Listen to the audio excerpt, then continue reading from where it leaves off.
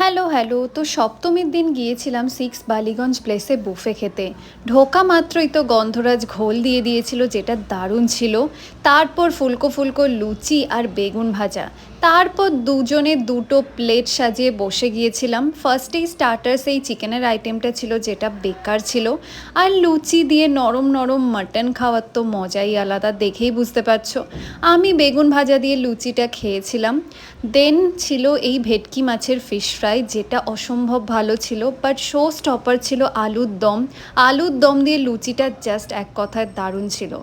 আর কচু পাতা বাটা ছিল নারকোল দিয়ে, যেটাও ভালো লাগছিল সাদা ভাতের সাথে। দেন হচ্ছে ছানার কোফতা আর আনলিমিটেড চিংড়ি মাছ ছিল, আর যেটা আমি খাবো না হতেই পারে না। 2-3টে পিস তো আমি সাটিয়ে নিয়েছিলাম।